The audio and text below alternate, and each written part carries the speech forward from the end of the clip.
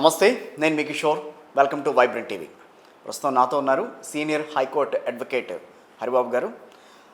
రాజకీయాల మీద కానీ లేకపోతే రాజ్యాంగానికి సంబంధించి కానీ ఏ విషయాలను అడిగినా కూడా ఎక్కడా కూడా మనకి తెలియని విషయాలన్నింటినీ కూడా ఆయన చెప్పడంలో దిట్ట. సో అసలు రాజ్యాంగంలో ఏముంది, అదేవిధంగా రాజకీయాలు ప్రస్తుతం వాటి నడవడిక ఏ రకంగా ఉంది అన్నీ కూడా ఆయన విశ్లేషించే తీరు కూడా అందరినీ ఆకట్టుకుంటుంది. ఒకసారి ఆయనతో మాట్లాడదాం. నమస్తే హరిప్రసాద్ గారు. సార్, హరిబాబు గారు, ఒకటండి, ఇప్పుడు ఆంధ్రప్రదేశ్లో ప్రభుత్వం ఏర్పడిన తర్వాత ప్రధానంగా సరే ఎవరి సీట్లు వాళ్ళకు వచ్చినాయి, ప్రజల తీర్పు గురించి అందరూ మాట్లాడుతున్నారు. కానీ ఈవీఎంల సంగతి కొంచెం బయటకు వస్తుంది ఇప్పుడే ఈ మధ్యకాలంలో. సో ఒక హైకోర్టు అడ్వకేట్గా మీ అభిప్రాయం ఏంటి అసలు ఈవీఎంల మీద? కానీ నాకు వింటే బాధేస్తుంది, ఆశ్చర్యం కూడా అనిపిస్తుందండి. ఇవాళ సీనియర్ మీడియా పర్సన్స్ కూడా, ప్రభుత్వాలు ప్రతిపక్షాలు కూడా, లేకపోతే న్యాయ వ్యవస్థ కూడా వీటిని ప్రభుత్వం ఏర్పడింది అని అంటున్నారు. ఇది ప్రభుత్వం కాదండి. జరిగిన ఎన్నికలు శాసనసభలకి, శాసన వ్యవస్థగా జరిగినాయి, చట్ట వ్యవస్థగా జరిగింది ఎన్నిక. మీరు BA ఎగ్జామ్ రాస్తే ఇంజనీరింగ్ డిగ్రీ ఎట్లా వస్తుందండి? అవును, రాదుగా. మీరు జరిగిన ఎన్నికలు దేనికి జరిగినాయి? కార్యనిర్వాహక వర్గానికి జరిగినాయా లేక చట్ట వ్యవస్థగా జరిగినాయా? చట్ట వ్యవస్థగా జరిగినాయి. ఓకే.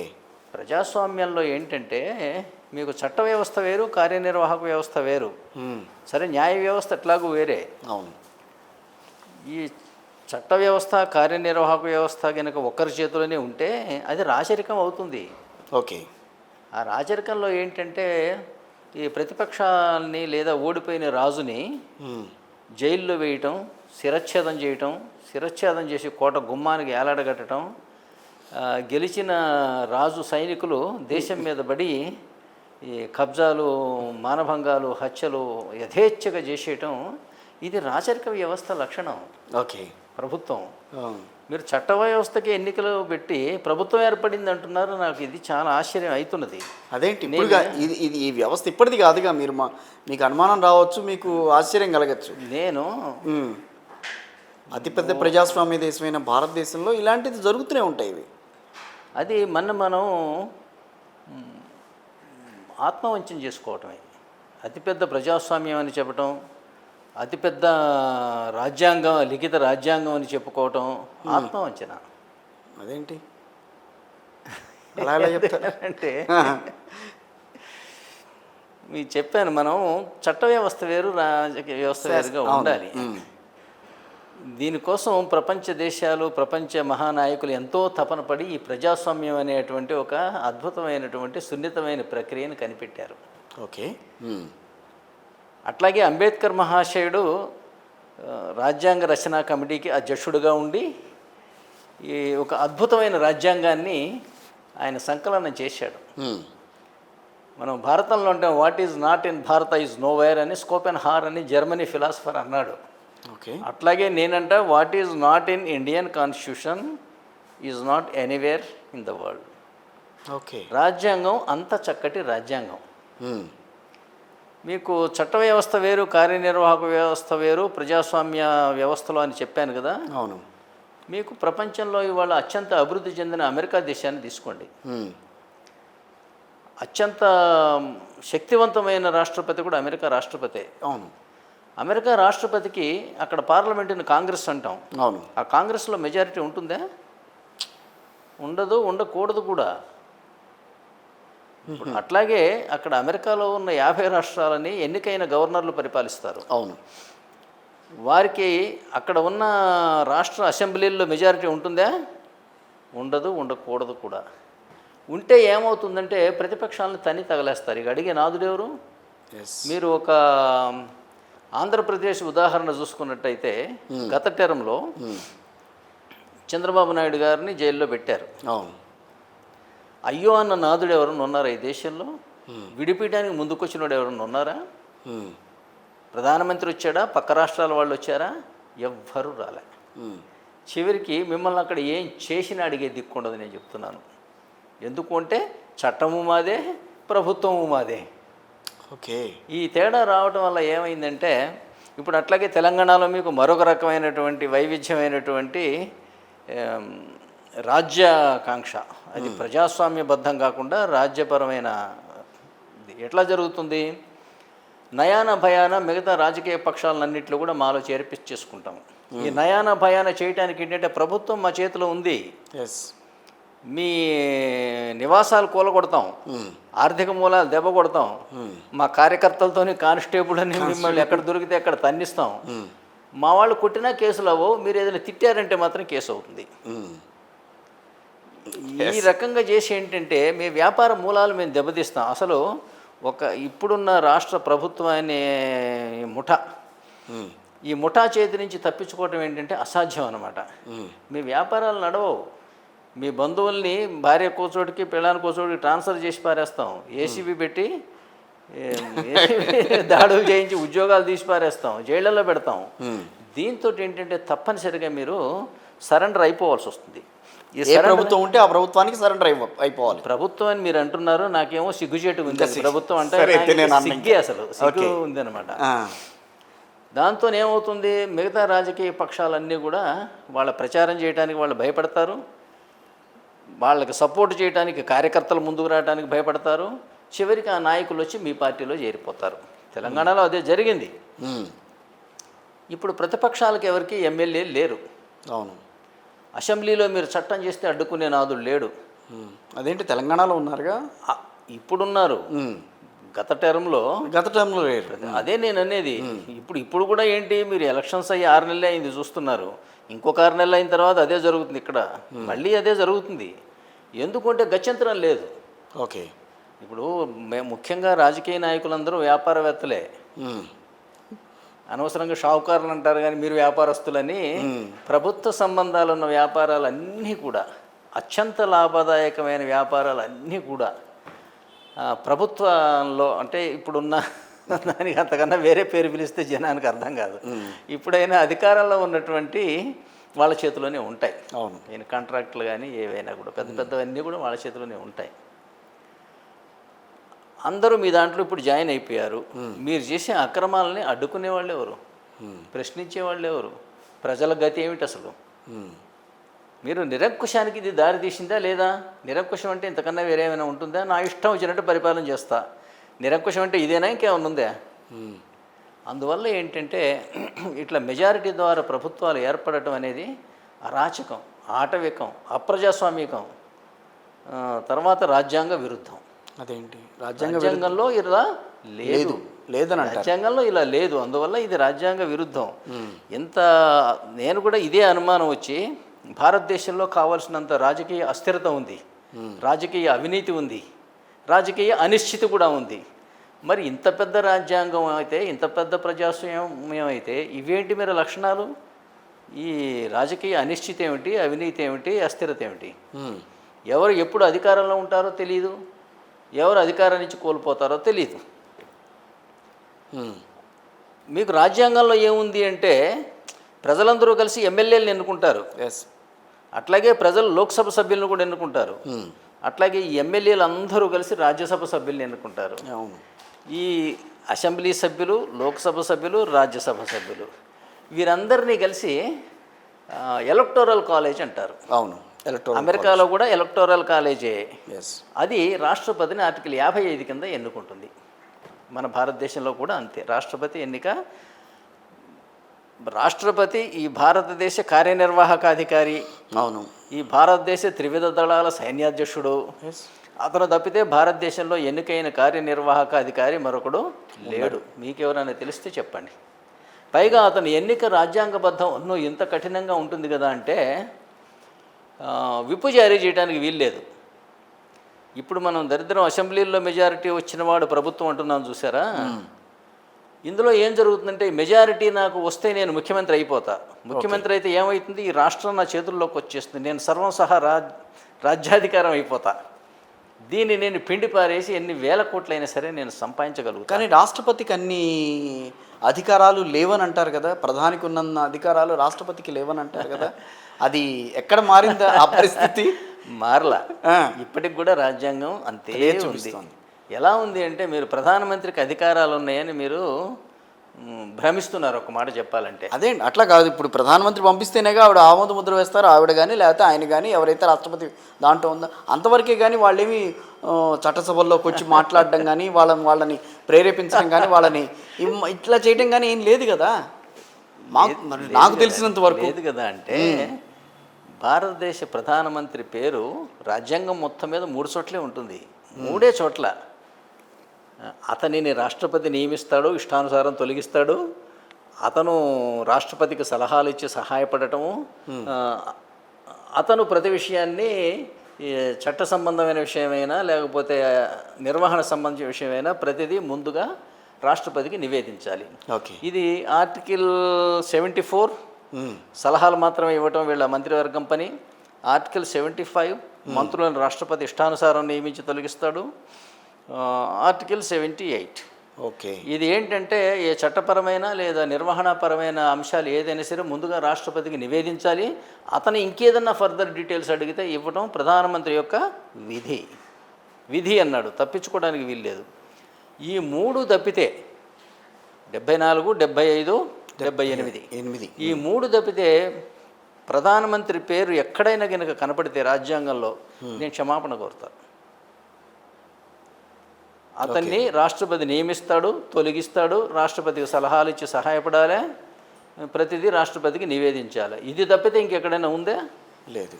అట్లాగే మీకు ఒక మన ముఖ్యమంత్రి యొక్క అధికారాలు. ముఖ్యమంత్రి 163 ప్రకారంగానేమో మంత్రుల విధి గవర్నర్కి సలహాలు ఇచ్చి సహాయపడటం. ఆర్టికల్ 164 ముఖ్యమంత్రిని ఇతర మంత్రులని గవర్నర్ నియమిస్తాడు, అతని ఇష్టానుసారం తొలగిస్తాడు. ఆర్టికల్ 167 వీరు ఏదైనా సరే పరిపాలనా సంబంధమైనదైనా చట్ట సంబంధమైన ప్రపోజల్ని ముందుగా గవర్నర్కి నివేదించాలి. ఈ 3 తప్పితే ముఖ్యమంత్రి చీఫ్ మినిస్టర్ అన్న పేరు ఎక్కడైనా కనుక రాజ్యాంగం మొత్తం మీద ఉంటే నేను క్షమాపణ కోరుతాను. ఇప్పుడు గవర్నర్కి నివేదించాలని ఒక మాట అన్నారు. మొన్న చంద్రబాబు నాయుడు గారు అరెస్ట్ విషయంలో గవర్నర్కి చెప్పకుండా ఈ వ్యవహారం అంతా నడిపారని చెప్పి చాలా గొడవైంది కదా ఆ విషయం. మళ్ళీ మీరు రాజ్యాంగపరమైన చట్టపరమైన విషయం నుంచి మళ్ళీ మరొక ఈ అప్లైడ్ సంఘటనలోకి వస్తున్నారు మీరు. అవును, అంటే దాన్ని నేను అప్లై చేసుకుంటున్నాను, దానికి ఎట్లా ఇలా జరిగింది కదా. మీకు మొదలే చెప్పాను కదా, అంటే ప్రస్తుతం ఉన్నటువంటి ప్రభుత్వాలు అనబడే గ్యాంగులు కానీ ప్రతిపక్షాలు అనబడే గ్యాంగులు కానీ వీళ్ళు రాజ్యాంగ అజ్ఞానంతో కొట్టుమిట్టాడుతున్నారు. ఇది రాజ్యాంగం ఇలా లేదు.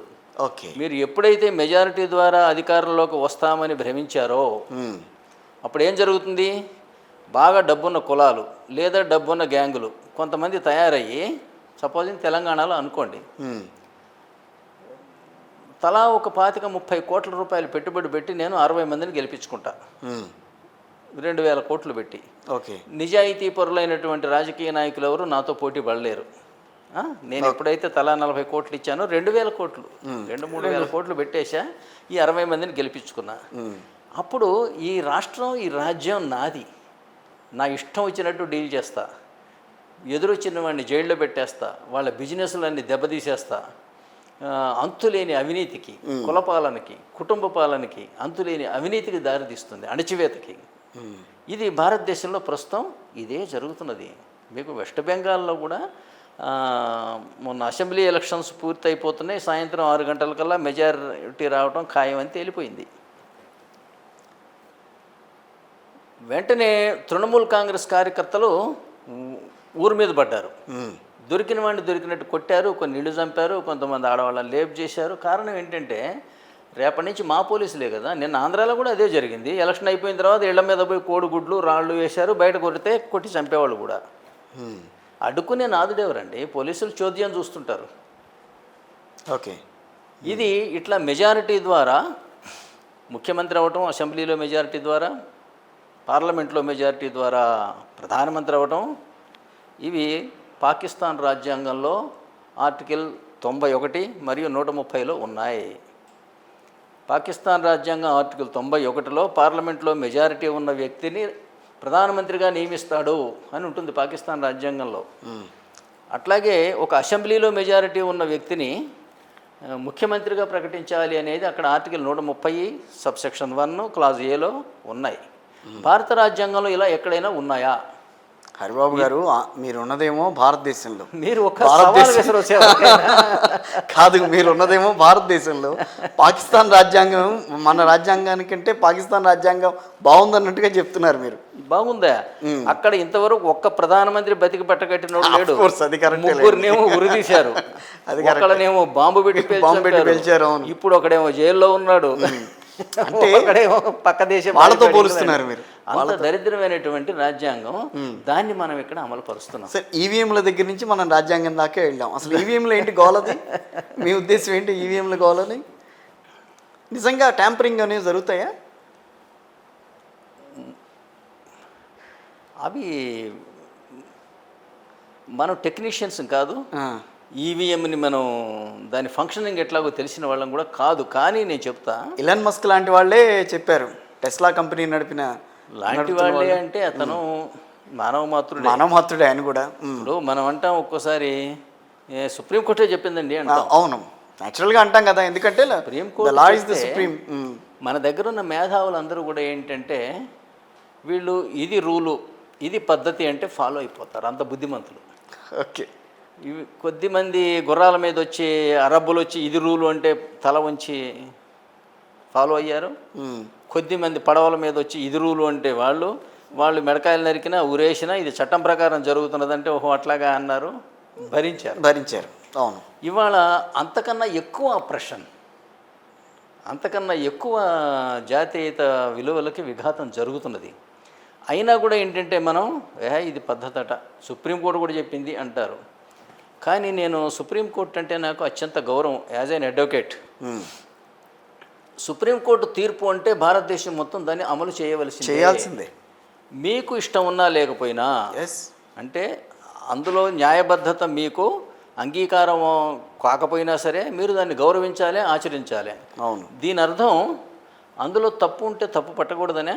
అదేం కాదు కదా. లేకపోతే సుప్రీంకోర్టు ఎప్పటికీ తప్పు చేయదనే? అది మన సుప్రీంకోర్టు వాళ్ళు కూడా సగౌరవంగా ఒప్పుకున్నారు కదంటే, మేము మానవ మాత్రులమే, మేము తప్పు చేస్తాము, మా దృష్టికి తీసుకొస్తే మేము రివ్యూ చేస్తాము, రివైజ్ చేస్తామని చెప్తారు. అవును. కానీ మనం అర్థం చేసుకోవాల్సింది ఏంటంటే, ఈ రాజ్యాంగాన్ని మనకు అందించిన వాళ్ళు ఒక 300 మంది రాజ్యాంగ సభ సభ్యులు. అట్లాగే దీన్ని అనునిత్యం దీన్ని సవరణలు చేసినా, దీనిని సమీక్షించినా, ఇవాళ మనం 540 మంది పార్లమెంటు మెంబర్లు ఉన్నటువంటి, లోక్సభ సభ్యులు ఉన్నటువంటి పార్లమెంటు చూస్తుంది. అవును. అట్లాగే మరొక 245 మంది ఉన్నటువంటి రాజ్యసభ వెరసి 775 మంది కలిసి చూస్తారు దాన్ని. అవును. ఒక చట్టం చేసినా, చట్ట సవరణ చేసినా, రాజ్యాంగ సవరణ చేసినా 775 మంది కలిసి చేస్తారు. దీనిని 5 సభ్యుల ధర్మాసనం చట్టం అవ్వాలంటే 3 చెప్తే చాలు కదా. కానీ 5 సభ్యుల్లో 3 చెప్తే చాలు. అవును. ఈ 3 ఎవరు? గతంలో అడ్వకేట్లే, ఎల్ఎల్బి చదివిన వాళ్ళే. మీరు 775 మంది పార్లమెంటు సభ్యులు వివేచనని వదులుకొని 3 జడ్జిల మీద, లీగల్ ఎడ్యుకేషన్ అన్న 3 మీద ఆధారపడితే ఈ దేశం ఉంటుందా పోతుందా? అసలు ఈ ఎన్నికల ప్రక్రియ ఎందుకు, పార్లమెంట్ ఎందుకు? పార్లమెంట్లో ఏమన్నా మామూలు వ్యక్తులు ఉంటారా? వాళ్ళు ఒక్కొక్కళ్ళు తలలు బండి 60 ఏళ్ళు 70 ఏళ్ళు వయసు వచ్చిన వాళ్ళు, 25 లక్షల మంది జనాభాకి అనునిత్యం ఫేస్ టు ఫేస్ సమాధానం చెప్పవలసిన వాళ్ళు, వాళ్ళ ప్రతి 5 సంవత్సరాలకు ఒకసారి వాళ్ళ ఆమోదంతోనే సభలో అడుగుపెట్టవలసిన వాళ్ళు, అంతమంది పెద్దలు చేసినటువంటి చట్టాలని ఈ భారతదేశం వాటి నుంచి కనుక లబ్ధి పొందలేకపోతే అంతకన్నా ఈ దేశానికి దురదృష్టం మరొకటి ఉండదు. అందువల్ల ఏంటంటే మేధావులైన వాళ్ళ ఎవరికైనా సరే, మనకి ఏదైనా సుప్రీంకోర్టు చెప్పినా సరే అందులో కనుక మనకి తప్పు ఉంది అని అనిపిస్తే సగౌరవంగా, సవినయంగా సుప్రీంకోర్టు వారి దృష్టికి అది తప్పనిసరిగా తీసుకెళ్ళవలసిందే. అంతే తప్పితే అదే వేదం అని అంటే, నేను చెప్తాను మీకు, భారతదేశాన్ని ఇవాళ చాలామంది సెక్యులర్ దేశం అండి, అసలు ఫెడరల్ దేశం అండి అంటారు. భారతదేశం ఫెడరల్ అంటారు, కొంతమంది సెక్యులర్ అంటారు, కొంతమంది సోషలిస్ట్ అంటారు. 3 కూడా భూతేనండి. మూడు కూడా తప్పు అంటే తప్పున్నారు, శుద్ధ తప్పులు అనమాట. చైనా అంటే సోషలిస్ట్ సిద్ధాంతం, చైనా, రష్యా అవి సోషలిస్ట్ సోషలిస్టిక్ సిద్ధాంతాలు. భారతదేశంలో కూడా ప్రజాస్వామ్య దేశం, ప్రజాస్వామ్య దేశం. రాజ్యాంగ సభలో ఓకే కేటీ షా అనే ఒక సోషలిస్ట్ మెంబరు.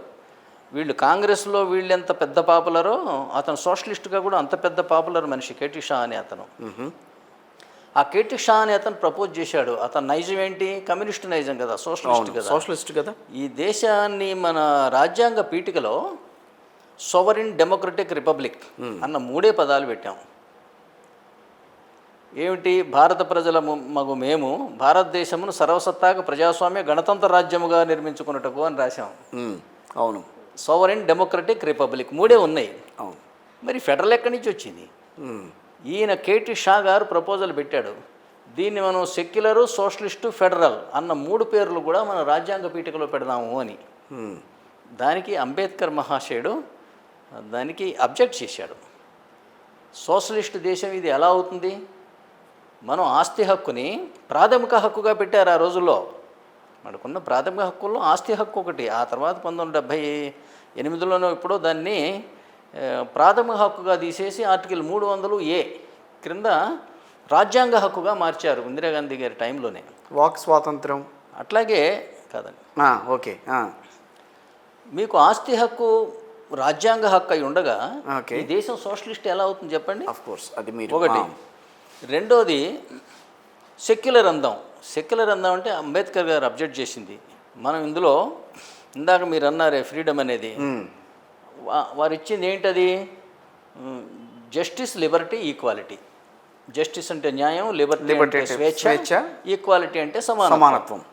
ఈ లిబర్టీలో ఏంటి అందరూ అనుకుంటున్నారు? వాక్ స్వాతంత్రం అంటున్నారు. మీరు అన్న ఇందాక మాట, వాక్ స్వాతంత్రము వాగే స్వాతంత్రము కాదు, కాదు. అది అదేంటంటే freedom of thought, freedom of speech and expression. Thought, expression, faith, belief and worship. Okay, ఈ 5 ఉంటాయి అన్నమాట. అందులో స్వాతంత్రం ఇచ్చినవి ఏమిటంటే ఆలోచన, వాక్కు, నమ్మకాలు, విశ్వాసాలు, ఆరాధన. మీ నమ్మకాలు, విశ్వాసాలు, ఆరాధన రాజ్యాంగ హామీలు అయి ఉంటే ఈ దేశం మీకు సెక్యులర్ ఎట్లా అవుతుందండి? పైగా ఆర్టికల్ 25లో మీకు మీ ఇష్టం వచ్చిన మతాన్ని ఆచరించి ప్రచారం చేసుకునే స్వేచ్ఛ ఇవ్వబడింది. ఆర్టికల్ 26లో మీ మత సంస్థలను నడుపుకునే స్వేచ్ఛ ఇవ్వబడింది. మీరు అటువంటి దేశాన్ని సెక్యులర్ అని ఎట్లా అంటారండి? ఎందుకు అనకూడదు? ఏ మతానికి సంబంధించిన ఆచార వ్యవహారాలు వాళ్ళు పాటించవచ్చు అని చెప్పారు. సెక్యులర్ అంటే అది కాదండి. చాలా దురభిప్రాయం ఉంది ప్రజలు. సెక్యులర్ అంటే అనుకుంటున్నారు కదా, అంటే ప్రభుత్వం అన్ని మతాలని సమానంగా చూడటం అండి, గౌరవంగా చూడటం, అన్ని మతాలని గౌరవించటం అని. అన్ని మతాలని గౌరవించటమే కనుక అయితే సెక్యులర్ అని ఆ వర్డ్ పెట్టాల్సిన అవసరం లేదు కదా, ఆల్రెడీ ఉంది కదా. ఫెయిత్, బిలీఫ్ అండ్ వర్షిప్ మీకు ఇచ్చాము. అవును. రిలీజియస్ సంస్థలు నడుపుకునేది ఏమన్నా ఒక రిలీజియన్కి ఇచ్చామా? అన్ని రిలీజియన్స్కి ఇచ్చాము. మరి మళ్ళీ మీరు కొత్తగా రాజ్యాంగ సవరణ చేసి సెక్యులర్ అని పెట్టాల్సిన అవసరం ఏముంది? రిడెండెంట్ కదా. అందువల్ల ఏంటంటే ఈ సెక్యులర్ అనే పదానికి ఇంగ్లీషు డిక్షనరీలో మీరు అర్థం చూస్తే ఏముంటుందంటే మతానికి ప్రభుత్వానికి సంబంధం లేని వ్యవస్థని సెక్యులర్ అంటారు. ఓకే, ఇది China and Russia, all communistic countries. Okay, భారతదేశం అనేది సెక్యులర్ దేశం కాదు. పొరపాటు అండి. మతాలను గౌరవించే రాజ్యాంగాన్ని అందించాడు అంబేద్కర్ మహాశయుడు మనకి. అంతేగాని మతానికి రాజ్యానికి సంబంధం లేని, నిజంగా మీరు మతానికి రాజ్యానికి సంబంధం లేదనుకుంటే మరి టీటీడీ బోర్డు మీద ఐఏఎస్ ఆఫీసర్ ఎందుకుంటున్నాడండి? ఆ ప్రభుత్వం చేతిలో ఎందుకుంటున్నాయి దేవాలయాలు? ఓకే, ఇది ఒక అర్థం పర్థం లేని ఆలోచనతో ఇది జరుగుతున్నది కాదు. దీన్ని వితండవాదం అంట నేను. మూడవది అవునండి, కరెక్ట్. అంతే కదా, నా వాదాన్ని మీరు ఒప్పుకోకపోతే నాది వితండవాదం అంటారు.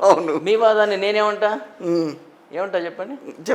వితండవాదం అంట ఇది. అందువల్ల నేను ఒక రీజన్ చెప్తున్నా మీకు.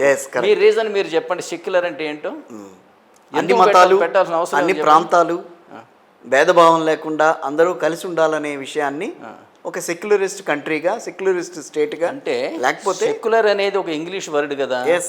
మీ సొంత డెఫినేషన్ చెప్తారా? ఇంగ్లీషు డిక్షనరీ చూద్దామా? డిక్షనరీ చూద్దాం, చూడండి ఒకసారి ఏముంటుందో.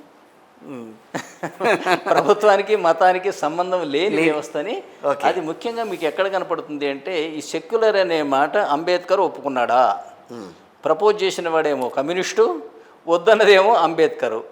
మరి ఎంటైర్ రాజ్యాంగ సభ అంబేద్కర్నే సమర్థించింది కదా, సెక్యులర్ అని పెట్టాల్సిన అవసరం లేదన్నది కదా. అంటే అంబేద్కర్ కన్నా గొప్పవాళ్ళు ఏంటి వీళ్ళంతా? అంబేద్కర్ గొప్పవాడా? తప్పనిసరిగా.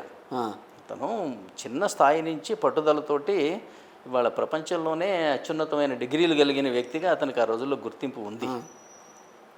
అయితే మీరు గొప్పవాడా అంటే రాజకీయంగా గొప్పవాడా, లాయర్గా గొప్పవాడా, లేకపోతే వ్యాపారంలో గొప్పవాడా అంటే అలా కాదు, నేను అట్లా అనట్లా.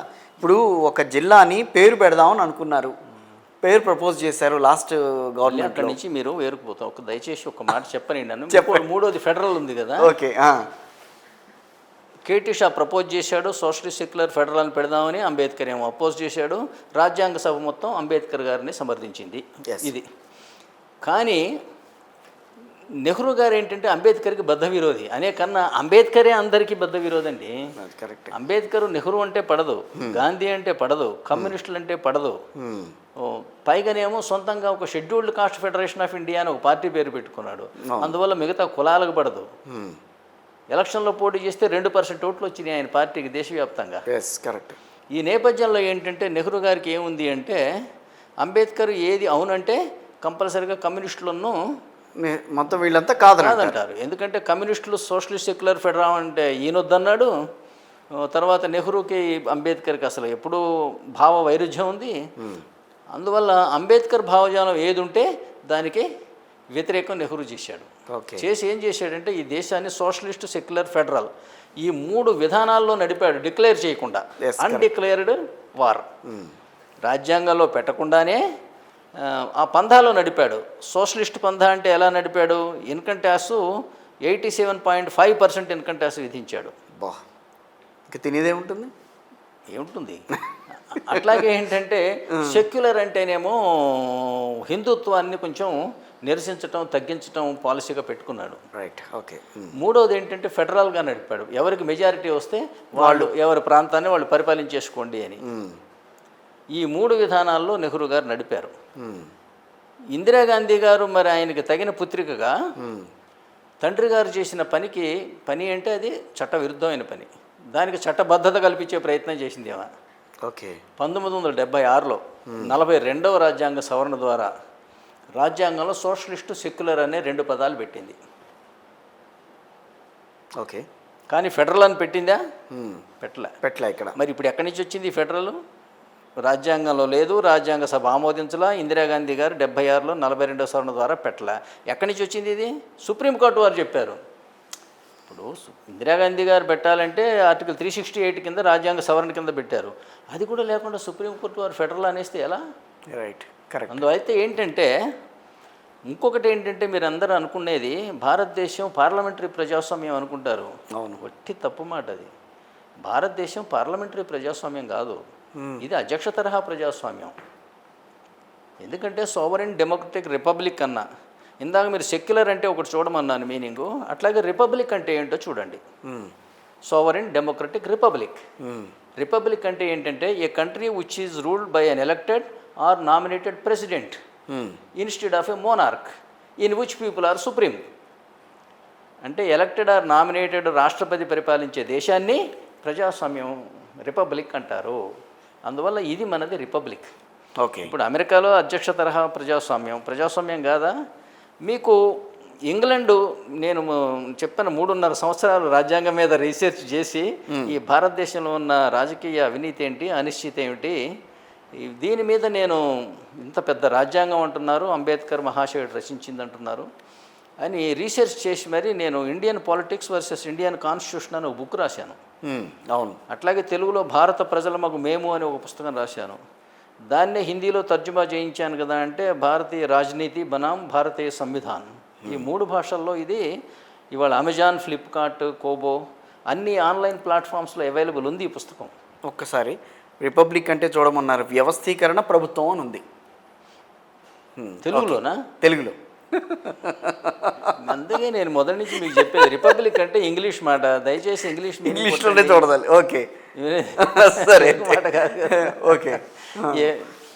ఏ కంట్రీ వచ్చి నేను వెర్బాటమ్గా చెప్తున్నా. ఓకే. నేను ఒక అక్షరం కూడా అందులో నా తీయలే పెట్టలే. A country which is ruled by an elected or nominated president instead of a monarch in which people are supreme.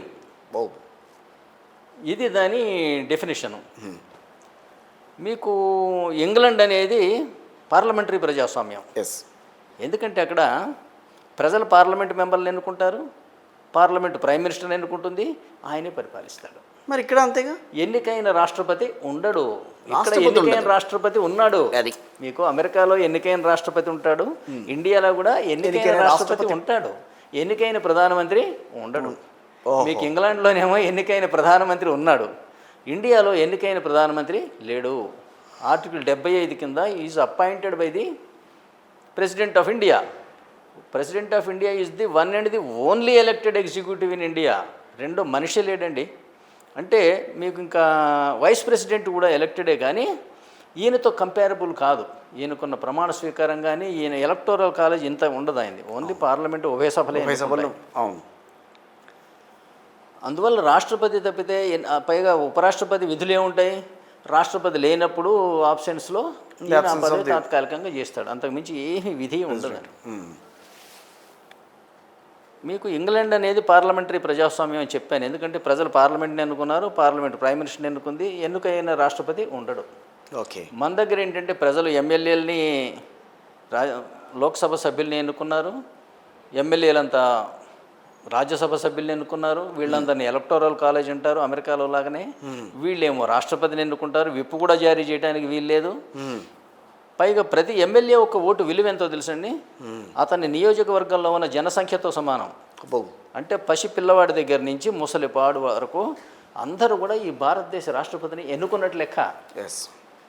అట్లా ఎన్నికైన మనిషి, సపోజింగ్ మన్మోహన్ సింగ్ గారు ఉన్నారనుకోండి, ఆయన ఎవరు ఎన్నుకున్నారు? ఎవరు ఎన్నుకోలే. ఆయన్ని రాజ్యసభ సభ్యుడిగా మీకు అక్కడ ఎవరు నామినేట్ చేయాలి? ఓన్లీ రాష్ట్రపతి నామినేట్ చేస్తేనే ఆయన రాజ్యసభ సభ్యుడు అయ్యాడు. అయిన తర్వాత మీరు అంటారు కదా, అంటే మా పార్లమెంటు సభ్యులు నన్ను ఎన్నుకున్నారు ప్రధానమంత్రి కావడానికి అన్నారు కదా. అసలు లోక్సభ సభ్యులకి ప్రధానమంత్రిని ఎన్నుకునే అధికారం ఉంది కదా. అసలు ఈయన లోక్సభలో సభ్యుడా, ఈయన రాజ్యసభలో సభ్యుడా? అయినట్టు ఎన్నుకుంటారు. ఒకళ్ళు ఎన్నుకున్నా కూడా మీకు లోక్సభలో సింగిల్ సీటు మెజారిటీ ఉండొచ్చు కాక, లోక్సభలో సింగిల్ సీటు మెజారిటీ ఉంది ప్రైమ్ మినిస్టర్కి, రాజ్యసభ కానీ రాష్ట్రపతికి లోక్సభతో పాటు రాజ్యసభతో పాటు దేశంలో ఉన్న అన్ని అసెంబ్లీలు. మరి ఎవరంటారు విస్తృత స్థాయిలో ఎన్నికైన మనిషి? ఎవరికి ప్రజాస్వామ్య ప్రజాబలం ఉన్నట్లు లెక్క.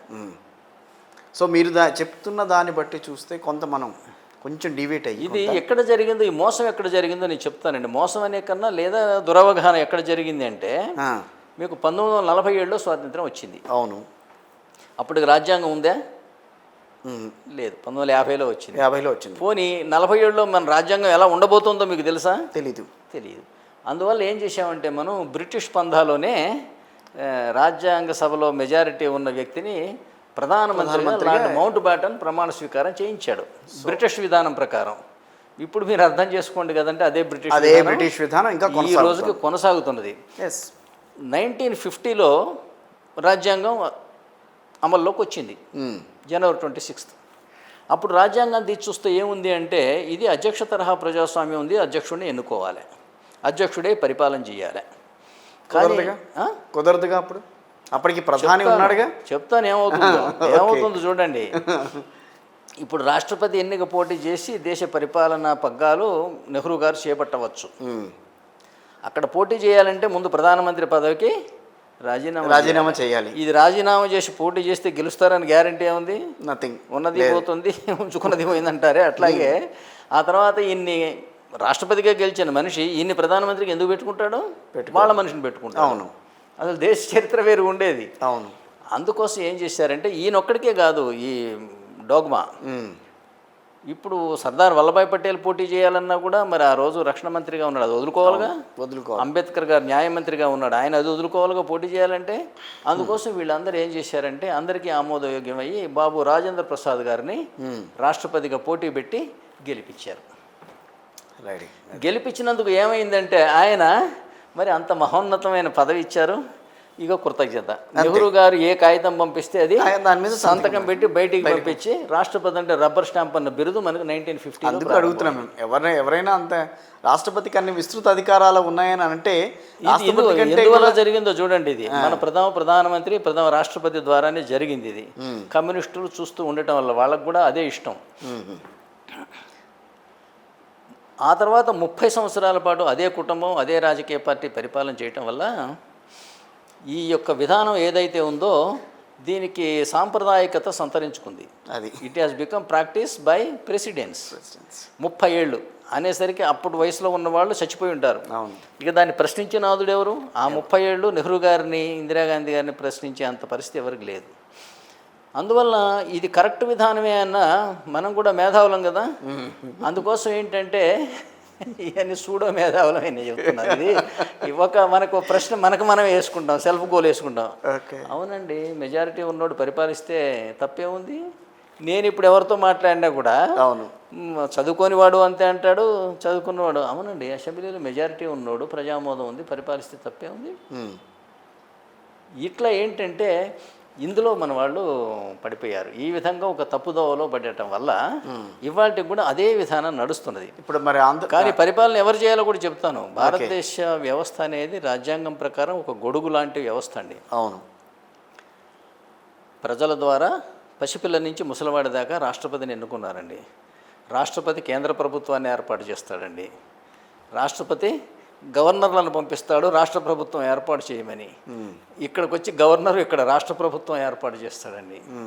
చేసినప్పుడు భారతదేశం మొత్తం కూడా ఎన్డీఏ రాష్ట్రపతి ఉన్నప్పుడేమో భారతదేశం మొత్తం ఎన్డీఏ ప్రభుత్వాలే ఉండాలి.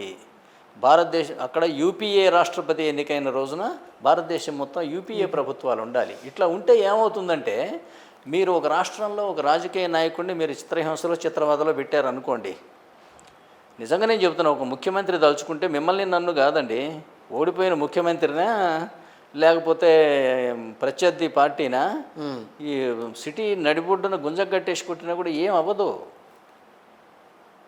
ఆ పోలీసే కదా ఇంత అరాచకానికి దారితీస్తుందన్నమాట ఇది. అందువల్ల ఇది పద్ధతి కాదు. ప్రజలు వీళ్ళని ఎన్నుకున్నారు, ప్రజలు రాష్ట్రపతిని ఎన్నుకున్నారు, రాష్ట్రపతి కేంద్ర ప్రభుత్వాన్ని ఏర్పాటు చేస్తాడు, రాష్ట్రపతి ద్వారా వచ్చే గవర్నర్లు రాష్ట్ర ప్రభుత్వాలు ఏర్పాటు చేస్తారు. ఇలాగెనక చేస్తే ఏ గవర్నర్ అయినా సరే, ఏ రాష్ట్రపతి అయినా సరే, ప్రభుత్వం అయినా సరే మిస్బిహేవ్ చేస్తే దాని పర్యవసానాలు దేశం మొత్తం ఉంటాయి. ఎందుకంటే నెక్స్ట్ నేను రాష్ట్రపతిని కావాలని కోరుకునేవాడిని ఎవరైతే ఉంటానో నేను దేశవ్యాప్తంగా నేను దాన్ని ఇష్యూ చేస్తా కదా, ఈ ప్రభుత్వం తప్పు చేసిందని. లేదు వీళ్ళు ఒక స్వార్థంతో ఏంటంటే ఒక్కసారి ముఖ్యమంత్రి అయిపోతే రాష్ట్రాన్ని దోచేయచ్చు, మా కులాన్ని పెంపొందించుకోవచ్చు అన్న కోరిక వచ్చేసరికి ఈ దురాశతోటి ఏంటంటే వీళ్ళు ఈ చట్టాలను గమనించటంలా. అందువల్ల వాళ్ళకి పడుతున్నటువంటి శిక్షలు ఇవి. ఇట్లా ఎన్ని శిక్షలు పడ్డ తర్వాత వీళ్ళకి జ్ఞానోదయం అయ్యి ప్రపంచమంతా మేల్కొంది. ప్రపంచమంతా మేల్కొని ఈ రాచరిక వ్యవస్థ నుంచి ప్రజాస్వామ్య వ్యవస్థకు వచ్చింది. కానీ బ్రిటిష్ వాళ్ళు మనకు అప్పజెప్పిపోయినా బ్రహ్మాండమైన రాజ్యాంగం రాసుకున్నా మన కర్మేంటో కానీ ఇంతవరకు ప్రజాస్వామ్య వ్యవస్థ ప్రారంభం కూడా కాల భారతదేశంలో. ఎన్నికలు జరిపినంత మాత్రాన ప్రజాస్వామ్యం అని అనుకోకండి. నలుగురు కలిసి చేస్తే కనుక న్యాయం అయితే అంటే గ్యాంగ్ రేపు కూడా న్యాయబద్ధం అవుతుందా ఏంటి? It's a very wrong concept.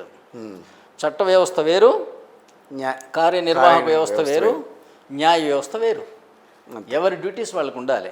ఇవి కనుక మూడు ఒకటి చేతిలోకి వస్తే అంతకు మించిన అరాచకం మరొకటి జరగదు. ఇవాళ అదే ఇంత మీరు గెలిస్తే రాష్ట్రం నా చేతికి వస్తుంది అన్న అభిప్రాయం ఉండటం వల్ల ఎన్నికల్లో మీరు 4-5 వేల కోట్లు ఖర్చు పెడుతున్నారండి. ఎందుకంటే 4-5 పెడితే తర్వాత 50 వస్తాయి కదా అని. ఒక్కొక్కడు ఓటుకు 2,000, 3,000, 4,000, 5,000 పంచి గెలిచి వస్తున్నాడు. ఒక ఎమ్మెల్యే విధి చట్ట వ్యవస్థలో భాగస్వామి మాత్రమే. అతను చట్టాలు చేయాలి, ప్రజలని ప్రాతినిధ్యం వహించాలి, రాష్ట్రపతి ఎలక్షన్లో ఓటేయాలి. ఈ మూడే కనుక అన్నాం అనుకోండి, ఎవరన్నా ఎమ్మెల్యే 50 కోట్లు ఖర్చు పెడతాడండి గెలవటానికి? ఎవరు పెట్టడు. మీలాంటి నాలాంటి బతినాడాలి, నువ్వు నిలబడంటే నువ్వు నిలబడని. ఇట్లా నిజాయితీ పరులు బుద్ధిమంతులు పరిపాలనలోకి రావాల్సిన బదులు ఇవాళ ఏంటంటే వ్యాపారస్తులు బిజినెస్ రాజకీయాల్లోకి వచ్చి విధ్వంసం సృష్టించడానికి ఈ మెజారిటీ పరిపాలన దోహదపడింది. ఓకే, ఇప్పుడు ఆంధ్రప్రదేశ్లో గతంలో 151 సీట్లతో ఉన్న వైఎస్ఆర్ కాంగ్రెస్ పార్టీ 11 సీట్లకి పడిపోవటం, గతంలో ఉన్న 23 సీట్లతో ఉన్న తెలుగుదేశం పార్టీ 130 పైచిలకు స్థానాలు గెలవడం, సరే కూటమిగా ఏర్పడడం, ఇవన్నీ చూస్తే ఏమనిపించింది మీకు? ఎవరి తప్పిదం? వైఎస్ జగన్మోహన్ రెడ్డి గారు ఆయన చేసిన పరిపాలన బాగులేదనా, లేకపోతే అట్లా కాదండి. దీన్ని ఏ రకంగా విశ్లేషించుకోవాలి అసలు? ఇవాళ ఆంధ్రప్రదేశ్ ప్రజలు ఎవరికి ఎంత శాతం ఓట్లు వేసారని లెక్కేస్తేనండి, జగన్కి 40, అవును, చంద్రబాబు గారికి 30, 40, 30, 70. 70లో ఏంటంటే ఇంకా 30 ఉంది. 70 కాకుండా ఒక 15 నుంచి 18 పవన్ కళ్యాణ్ గారికి వస్తాయండి. ఆయన 20 వస్తాయి అనుకోండి. ఓకే, 70, 20, 90. మిగతా 5% బీజేపీ, కాంగ్రెస్ అండి. అంటే మీరు గమనించినట్టయితే కాంగ్రెస్ బీజేపీలకి ఏమో 5%, పవన్ కళ్యాణ్ గారికి 20%, టీడీపీకి 30%, వైసీపీకి 40%. అంటే ప్రజామోదం ఎవరి వైపు ఉందండి? వైఎస్ఆర్ కాంగ్రెస్ పార్టీకి ఎక్కువ ఉంది. కానీ మీకు ఇంతసేపు నేను గంట సేపటి చెప్పిన కంఠశోష ఏదైతే ఉందో, ఈ మెజారిటీ ద్వారా పరిపాలన సాధించుకోవటం అనేది వచ్చేసరికి మెజారిటీ ప్రభుత్వం ఎవరు ఉండాలి అని నిర్ణయించే ప్రజల అధికారాన్ని ఎమ్మెల్యేలు అనే దళారీలు చేజిక్కించుకున్నట్టు అయింది. ఓకే, ఎవరు పరిపాలన చేయాలి అనేది ప్రజలు నిర్ణయించాలి ప్రజాస్వామ్యంలో. అవును. అది మీరు ఎమ్మెల్యేలని, ఎంపీలని ఎన్నుకోవడం ద్వారా, వాళ్ళు రాష్ట్రపతిని ఎన్నుకోవడం ద్వారా అది ప్రతిఫలించేది. దాని బదులు మీరు ఏ రాష్ట్రానికి ఆ రాష్ట్రం సపరేట్గా, ఇది వేరే రాజ్యం, భారతదేశంలో ఇది భాగం కాదు, అలా ఉండటం ఫెడరల్ అని అనుకున్న వల్ల ఈ అనేక మంది గ్యాంగులు కలిసి మేమందరం కలిసి పరిపాలన చేస్తాము అంటే, అందరూ కలిసి పరిపాలన చేయండి అని ప్రభుత్వ, అది ప్రజల అభిప్రాయం. అది ముందే కదండి. ఇప్పుడు ఎన్నికలకు ముందు ఏర్పడ్డ కూటమి, అది ఎన్నికల తర్వాత ఏర్పడితే మనం దాన్ని విమర్శించవచ్చు. మీరు వ్యాపారం చేయాలన్నా, వ్యవహారం చేయాలన్నా ఒక పార్ట్నర్షిప్ ఫార్మ్గా రిజిస్టర్ చేస్తాం, లేదా ఒక కంపెనీగా రిజిస్టర్ చేస్తాం, లేదా ఒక సొసైటీగా రిజిస్టర్ చేసుకుంటాం. రాజకీయంగా ప్రవర్తించడానికేమో రాజకీయ పార్టీగా రిజిస్ట్రేషన్ చేసుకుంటాం. ఇది ప్రజాప్రాతినిధ్య చట్టం సెక్షన్ 29A కింద ఉంది ఈ రిజిస్ట్రేషన్ చేసుకోవటం అనేది. అందులో ఏముంటుంది? Section 2 clause F. అందులో రాజకీయ పార్టీ అనే దానికి డెఫినేషన్ ఉంటుంది. డెఫినేషన్ ఏంటంటే, it is an association of individual citizens. బాగా అబ్జర్వ్ చేయండి. It is association of individual citizens who have formed into a political party and registered under section 29A of the Representation of People Act. అంటే individual citizens can form political parties. కానీ మీరు 3 పార్టీలు 5 పార్టీలు కలిపి మరొక పార్టీగా register అయ్యారా? మీరు పొలిటికల్ పార్టీగా వ్యవహరించాలంటే 29A కింద రిజిస్టర్ అవ్వాలి. మీ కూటమి ఎక్కడైనా రిజిస్టర్ అయిందా? లేదు. మరి ఎట్లా కూటమికి చట్టబద్ధత వచ్చింది చెప్పండి? వీటినన్నింటిని ఏమంటాం మనం? ఇల్లీగల్ అసోసియేషన్ అంటాం. మీ మాటలు వైఎస్ఆర్ కాంగ్రెస్ పార్టీకి ఊతం ఇచ్చేలాగా ఉన్నాయి. నేను అనేది మీకు ఇలా అనిపించింది అంటే అది నా బ్యాడ్ లక్. నేను అంటున్నాను కదా, అంటే ఇట్లా మెజారిటీ ద్వారా అధికారంలోకి రావడం అనేది రాజ్యాంగ విరుద్ధం అని నేను చెప్పా. అవును అన్నప్పుడు మీకు వైసీపీకి అనుకూలంగా మాట్లాడాను నేను. మీరు అంటే ఎలా? కాకపోతే ప్రజాస్వామ్య ప్రక్రియ ఏ విధంగా పక్కదోవ పడుతుందో మీకు వివరించడానికి మీరు వివరించానే తప్పితే వ్యక్తులకి ఆపాదించడానికి కాదు. ఈ విధంగా మీరు ఎవరికి వాళ్ళు ఇండివిజువల్గా పోటీ చేస్తే జగన్కి 175 సీట్లు వచ్చేవి. 174 కాదండి, 175. షూరా? మరి మీకు వచ్చింది 30% కదండి. నాకు 175 రాకుండా ఎట్టుంటాయి. ఇక్కడ తెలంగాణలో 39.5%కి కాంగ్రెస్ ప్రభుత్వం ఏర్పడింది. అక్కడ ఆయనకి 40 వచ్చినాయి, ముఖ్య ప్రత్యర్థికి 30% వచ్చినాయి. దీనివల్ల అయితే ఈ మెజారిటీ ద్వారా ప్రభుత్వం అవటం అనే సిస్టమ్కే నేను విరుద్ధం అండి. ఆ రోజు అనేక మంది ఇబ్బంది పడ్డారు. అచ్చెన్నాయుడు గారు ఇబ్బంది పడ్డాడు, చంద్రబాబు నాయుడు గారు ఇబ్బంది పడ్డాడు, ఇంకెవరు రఘురామకృష్ణరాజు గారు ఇబ్బంది పడ్డాడు, కోడెల శివప్రసాద్ గారు ఇబ్బంది పడ్డాడు. ఒకళ్ళిద్దరు కాదండి. అట్లాగే మీకేమైనా అనుమానం ఉందా నెక్స్ట్ జగన్ ఇబ్బంది పడ్డాని, జైలుకు పోడని? ఇది ఆ ప్రజాస్వామ్యం మీకు అనిపిస్తుందా? ఇది రాజ్య వ్యవస్థలో ఇలా జరిగేది. గెలిచిన వాడు ఓడిపోయిన వాడిని జైల్లో పెట్టడం, వాడి ఆస్తులు లాక్కోవడం, ధ్వంసం చేయటం, కొట్టడం, తిట్టడం, అవమానం చేయటం, వీళ్ళ సైనికులు ఊళ్ళ మీద పడి కబ్జాలు చేయటం.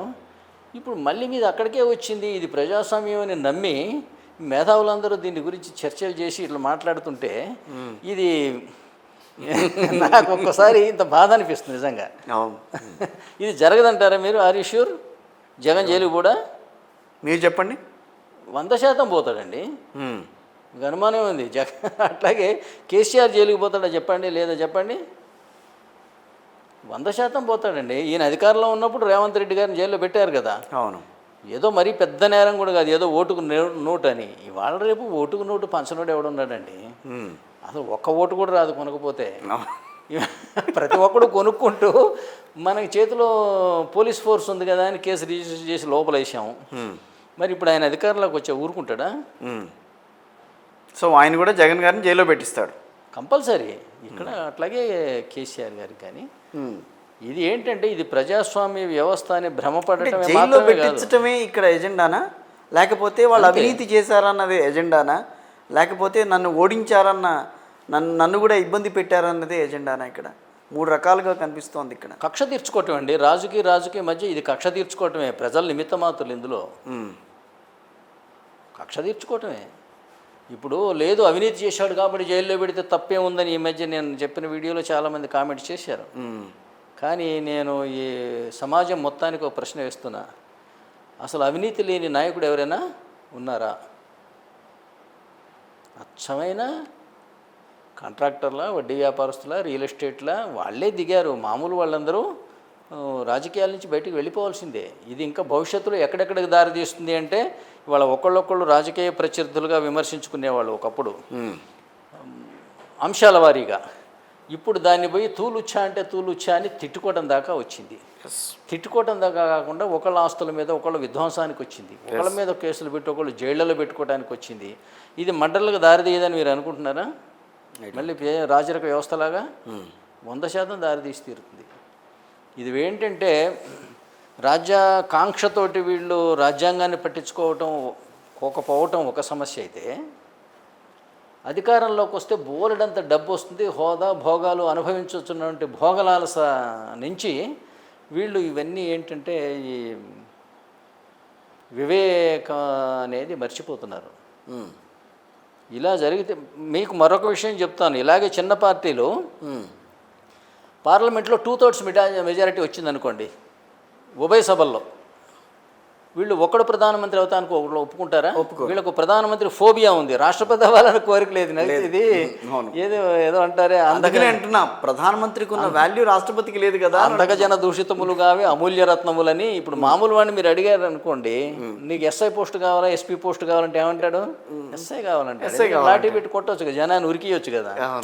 ఎంత అమాయకత్వంలో మన రాజకీయ నాయకులు ఉన్నారు, అంతకనే లేదు. వీళ్ళు ఒకళ్ళు ప్రధానమంత్రి అవ్వడానికి ఒకళ్ళు ఒప్పుకుంటారా? అందుకేగా ఇండియా కూటమి ఇప్పటికీ ఫెయిల్ అవుతుంది. ఒప్పుకోక అంతేగా ఇప్పటికి కూడా అదే నడుస్తుంది. 1980లో జనతా పార్టీ 13 పార్టీల పార్టీ మొట్టమొదటిసారి అధికారంలోకి వచ్చింది భారతదేశంలో. కానీ నిలబెట్టుకున్నారా? లేదు. ప్రధానమంత్రి పదవి కోసం పోటీపడి వీడికాళ్ళు వాళ్ళు లాగితే, వాడికాళ్ళు వీళ్ళు లాగితే అందరూ కలిసి అసలు లోక్సభను రద్దు చేసి మళ్ళీ ఎన్నికలకు పోయారు. మళ్ళీ ఎన్నికలకు పోతే అందరికీ గుండు సున్నా మిగిలింది. కానీ వాళ్ళకి ఒకటే సాటిస్ఫాక్షన్ మిగిలింది, నా ప్రత్యర్థి ప్రధానమంత్రి అవ్వాల, దట్స్ ఆల్. నా మిత్రుడు ప్రధానమంత్రి అవ్వాల, వేరే పార్టీ వాడు అయ్యాడు. అందువల్ల సపోజింగ్ ఉభయ సభల్లో 2/3 మెజారిటీ వచ్చిందని అనుకుందాం, చాలా ఇంపార్టెంట్ ఇష్యూ ఇది. వస్తే ఒకరు ప్రధానమంత్రి అవ్వడానికి ఒకరు ఒప్పుకోరు కదా. అవును. ఒకరు అవినీతిని ఒకరు ప్రశ్నిస్తే ఒప్పుకోరు కదా. ఒప్పుకోరు. మా మీద నువ్వు సిబిఐ ఈడీ వేస్తానంటే అసలు ఒప్పుకోం కదా. మరి దీనికి పరిష్కారం ఏమిటి అంటేనేమో ఈ దేశాన్ని 30 ముక్కలు చేసుకుంటే పోలా, పార్లమెంట్లో ఒక తీర్మానం రాస్తాం. రాశారు అనుకోండి. ఒకప్పుడు ఇవన్నీ వేరే దేశాలకు ఉన్నవే, 30 దేశాలంటే ఇవన్నీ 600 దేశాలకు ఉన్నాయి. అందువల్ల మళ్ళీ రాసుకున్నాయి. ఒకప్పుడు హైదరాబాదు రాష్ట్రం దేశం సపరేట్గా మనగలిగిందా లేదా? ఇప్పుడు అదే అంటారు. అందువల్ల ఏంటంటే దేశాన్ని ముక్కలు చేసుకుంటే పోలా అని ఒక తీర్మానం రాశారు అనుకుందాం. ఇప్పుడు మీ రాజకీయ అనుభవం మొత్తం చెప్పండి, దీన్ని ఆపగలిగిన శక్తి భారతదేశంలో ఎవరికి ఉందో చెప్పండి. రాష్ట్రపతికి ఉంటుంది. ఉందా? ఎట్లా ఉంది? మేము చెప్పినట్టు వినాల్సిందే అని ఆయన్నే చేతులు కట్టేసి కూర్చోబెట్టాం కదా. ప్రధానమంత్రి మేము ఇక్కడ తీర్మానం ప్రధానమంత్రి కాబోయే మనిషేగా ఈ పని చేస్తున్నది, అందరం కలిసే కదా. మరి అంత ఇంకెవరికి లేదు ఇంకా. అంటే ఈ దేశం ముక్కలైపోవడం ఇంత ఈజీనా? రాజ్యాంగం ఇదేనా రాసింది మనకి? అది కూడా చూడాలని అనుకుంటున్నారా ఏంటి భారతదేశ రాజకీయ నాయకులు కానీ ప్రజలు కానీ? సుప్రీంకోర్టు దీంట్లో ఇన్వాల్వ్ కావడానికి లేదా? సుప్రీంకోర్టు ఆ కోర్టుకు పోయేది ఎవరు? వాళ్ళు ఆర్డర్ రాస్తే వీళ్ళు చించి పారేస్తారు. తర్వాత ఏముంటుంది? ఆర్డర్ రాస్తే అమలుపరిచే నాదుడు ఎవరు? మొత్తం వీళ్ళే అయితే. పోలీసు గిలీసు అంతా ఇదే అయితే వాళ్ళు ఏదో రాస్తే వీళ్ళు చించి పారేస్తారు. ఏముంది? అందువల్ల అయినా ఆ సుప్రీంకోర్టు కూడా 30 ముక్కలు అయిపోతుంది కదా. అవును కూడా, అది కూడా 30 ముక్కలు అయిపోతుంది. అవును. దీన్ని చట్టబద్ధంగా ఆపగలిగిన శక్తి ఎవరికి ఉందో మీరు చెప్పాలి. ఎవరికి లేదు. మనం ఏంటంటే ఒక మాట అనుకుంటున్నాం కదా, అంటే పార్లమెంట్లో తీర్మానం రాస్తే రాష్ట్రపతి ఆమోదించి తీరాల్సిందే, ఆర్టికల్ 111, లేదా రాజ్యాంగ సవరణ అయితే ఆర్టికల్ 368 కింద అంగీకరించి తీరవలసిందే. లేకపోతే ఒక్కసారి కావాలంటే తిప్పి పంపొచ్చు, మళ్ళీ అదే తీర్మానం మార్పు చేర్పులు చేసి కానీ చేయకుండా కానీ పంపితే ఆయన అంగీకరించి తీరాలి అని ప్రజల్లో ఉన్న ఒక దురభిప్రాయం ఉంది. ఎందుకుంది ఈ దురభిప్రాయం అంటే రాజ్యాంగాన్ని సరిగ్గా చదవకపోవటమే కారణం, దురవగాహన. మీరు రాజ్యాంగం ఆర్టికల్ 60 చూడాలి. 60లో ఏముంటుందంటే రాష్ట్రపతి యొక్క ప్రమాణ స్వీకారం ఉంటుంది. నా శక్తి వంచన లేకుండా భారతదేశ రాజ్యాంగాన్ని చట్టాన్ని రక్షించి సంరక్షించి కాపాడుతాను. రాష్ట్రపతి భారతదేశ పౌరుల సేవకు సౌభాగ్యానికి నన్ను నేను అంకితం చేసుకుంటాను. అంకితం చేయటం అంటే ఇదే, గదిలో కూర్చొని బయటకు రాకుండా వీళ్ళు ఏది చేస్తే స్టాంపులు వేయటమా? వీళ్ళ సేవకి సౌభాగ్యానికి నన్ను నేను అంకితం చేసుకుంటా. ఇంకొకటి, రాజ్యాంగాన్ని చట్టాన్ని రక్షించి సంరక్షించి కాపాడతా అనేది ఆయనదొన్న గవర్నర్ల ప్రమాణ స్వీకారాలు ఇద్దరికే ఉంటాయి. ఇవి ఇంకెవ్వరికీ ఉండవు. సుప్రీంకోర్టు జడ్జిలకైనా సరే ప్రధానమంత్రికి సరే ఏముంటుందంటే నేను రాజ్యాంగ బద్ధుడనై ఉంటాను, అంతే. రాజ్యాంగ బద్ధుడనై ఉంటానని ఈయన అంటాడు, రాజ్యాంగాన్ని రక్షించి సంరక్షించి కాపాడుతాను ఆయన అంటాడు. ఎవరిదండి గొప్ప వాగ్దానం? అంత వాగ్దానం చేసి లోపల ఉండిపోతే ఎట్లా? అంత హయ్యెస్ట్ ఎలక్టెడ్ పర్సన్ని మీరు గదిలో పెట్టి తాళం వేసి కిడ్నాప్ చేసి నువ్వు ఇక్కడే ఉండు బయటకు రాకు, నీకు గుర్ర బగ్గీలు పెడతాం, ఎప్పుడన్నా పార్లమెంట్ రావాలంటే గుర్ర బగ్గి 7 గుర్రాల బగ్గీలో వస్తావు నువ్వు. ఓకే. నీ దగ్గర ఉండే సెక్యూరిటీ పీపుల్ అంతా వీళ్ళు డిఫరెంట్ టైప్ ఆఫ్ డ్రెస్సులు వేసుకొని ఉంటారు. రోజు మినిమం 3 times ట్రంపెట్స్ మోగించి తుతు అని మోగిస్తారు చూసారా, అలా మోగించేవి ఏర్పాటు చేస్తాం నీకు. ఇవన్నీ అంటే ఇవి బ్రిటిష్ యొక్క రాజుకి చేసేటువంటి మర్యాదలు ఇవి. బ్రిటిష్ రాజుకి ఈయనకి సంబంధం ఉందండి. ఆయనేమో వంశపారంపర్యంగా వచ్చేవాడే, ఈయనేమో ప్రజల చేత ఎన్నికైన మనిషి. అసలు భారతదేశంలో ప్రజాస్వామ్యం, ఎన్నికైన మనిషిని మీరు గదిలో పెట్టి తాళం వేస్తే ఇంకేం ప్రజాస్వామ్యం చెప్పండి? ఎన్నిక కాని వ్యక్తులు పరిపాలిస్తున్నారు, ఎన్నికైన మనిషి ఏమో గదిలో బంధించబడ్డాడు. ఇది ప్రజాస్వామ్యమా? హరిబాబు గారు, మీరు అవునన్నా కాదన్నా ఆంధ్రప్రదేశ్లో రాజకీయం మాత్రం ఈ రోజున కూటమి చేతుల్లోకి వెళ్ళింది. సో వాళ్ళనే కావాలని చెప్పి అక్కడ ప్రజలు ఎన్నుకున్నారు. సో అదే నడుస్తుంది. రేపు 5 ఏళ్ల పాటు అదే నడుస్తుంది. గత 5 ఏళ్ల పాటు వైఎస్ఆర్ కాంగ్రెస్ పార్టీ ఏ రకంగా పరిపాలన సాగించిందో, సో అంటే ఆ రకంగా పరిపాలన సాగిస్తుందని కాదు, వాళ్ళ చేతిలో పరిపాలన ఉందో అదే చేతిలో వీళ్ళ చేతిలో పరిపాలన ఉంటుంది. ఓకేనా? ప్రజలు అన్న వాళ్ళు ఏదో ఒకళ్ళకే పట్టం కట్టే ప్రయత్నం చేస్తున్నారు తప్పించి, మీరు చెప్పినంతగా వివేచనతో ఆలోచించి ఎవరికి మనం అధికారం ఇవ్వాలి, అధికారం ఇస్తే ఎవరికి మనం ఎంత రాష్ట్రం ఎంతవరకు బాగుపడుతుంది, మనం ఎంతవరకు బాగుంటాం అన్న ఆలోచన ఎవరికి రావట్లేదు కదా. చాలా మంచి మాట చెప్పారు మీరు. ప్రజల అభిప్రాయం ఎలా ఉంది అని చెప్పారు కదా. అవును. కానీ ఏంటంటే యథా రాజా తథా ప్రజ. రాజు ఎలా ఉంటే ప్రజలు అలానే ఉంటారు. ఇది మన భారతీయ సనాతన సాంప్రదాయ సిద్ధాంతం. కానీ అరిస్టాటిల్ అనేవాడు ఇవాళ మోడర్న్ పొలిటికల్ థియరీకి పితామహుడు. ఆయన ఏమన్నాడు? People get the kind of government they deserve. అంటే వాళ్ళు వెధవలైతే వెధవ గవర్నమెంట్ వస్తుంది, గొప్ప వాళ్ళు అయితే గొప్ప, వివేకవంతులు అయితే వివేకమైన గవర్నమెంట్ వస్తుందని చెప్పటం. కానీ ఇంచుమించు రెండింటి మీనింగ్ ఒకటే అయింది కదా. అవును. ప్రజలు వివేకంగా ఉంటే వివేకమైన గవర్నమెంట్ వస్తుంది, ప్రజలు ఇలా ఉంటే, ప్రజలు ఏంటంటే ఇవాళ కోడి పందాలు చూస్తున్నావా లేదా? చూస్తున్నాం. కోడి పందాలు పాపం వాళ్ళు ఒట్టి 2 కోళ్ళు కొట్టుకోవడం కాకుండా ఆ 2 కాళ్ళకి మనం కత్తులు కూడా కడతాం.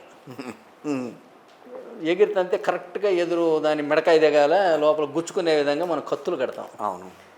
కత్తులు కట్టే చూడటానికి ఎంత ఉత్సుకత చూపిస్తారంటే బోర్డంత పందాలు కూడా పెట్టుకుంటారు. అవును. పట్టుకొని వీడి పందెం కట్టిన కోడి గెలవాలని వీడి కోరుకుంటుంది. న్యాయమా అన్యాయమా అనే బాధ నాకు లేదు. నేను దీని మీద పందెం కట్టా కదా 100 రూపాయలు, నా కోడి గెలవాలి. ఇది ఎగిరి తన్నినప్పుడు దాని మెడకాయ గుచ్చుకోవాలన్నట్టు ఉంటుంది. ఇవాళ ప్రజలు కూడా ఏంటంటే ఈ రాజకీయాలు కోడి పందాలు చూసినట్టు చూస్తున్నారు. వాళ్ళు ఎందుకంటే 10 రూపాయలు పెట్టి సినిమా టికెట్ కొని చూసా, సినిమా హాల్లోకి పోయా, నాకు మొత్తం మసాలా ఉండాలి. నేను అక్కడ పోతే నాకు భగవద్గీత నీతులు చెబితే అట్ట అక్కడ తిట్టుకోవటం ఉండాలి, కొట్టుకోవటం ఉండాలి, పొడుచుకోవటం ఉండాలి, ఎగిరెగిరి తనుకోవాలి. ఇవి ప్రజలకి ఎన్నికలు ఏంటంటే కావాల్సినంత వినోదాన్ని కలిగిస్తున్నాయండి.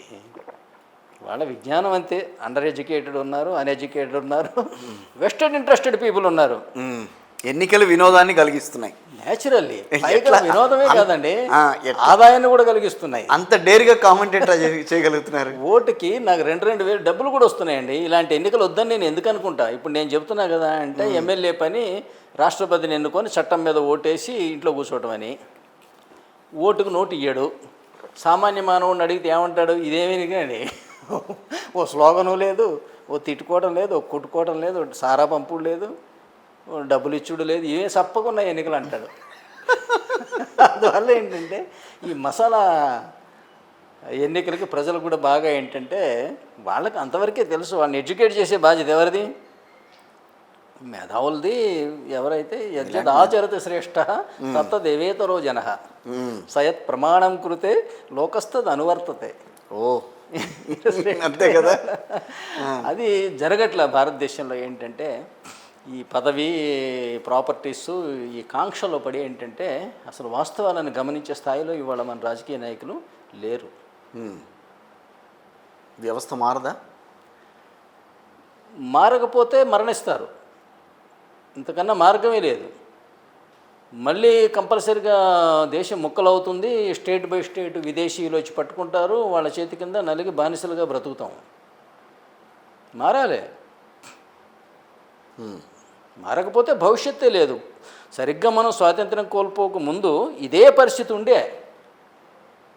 అనేక దేశాలుగా విడివడి ఉంది.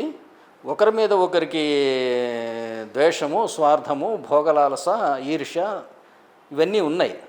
దానితో ఏంటంటే ఫారినర్స్ వచ్చి ఆ రాజును కొడుతుంటే ఏంటంటే నేను ఫారినర్కి సాయం చేసేవాడిని. చేసి ఏంటంటే ఇట్లా తర్వాత అయిపోయేది కాదు, నెక్స్ట్ వరుస మీది వచ్చేది, దాని తర్వాత నెక్స్ట్ వరుస నాది వచ్చేది. ఆ విధంగా స్టెప్ బై స్టెప్ భారతదేశం మొత్తం విదేశీ పాలకుల చేతుల్లోకి వెళ్ళిపోయింది. మరి ఇవాళ కూడా మరి అదే స్వార్థం, అదే ఈర్ష్య, ద్వేషాలు, అదే కారణం అంటారా? కులాల మధ్య గొడవలు కానీ, మతాల మధ్య గొడవలు కానీ అవి రాజకీయ పార్టీలు సృష్టించినవి కాదనా? 100కి 100%.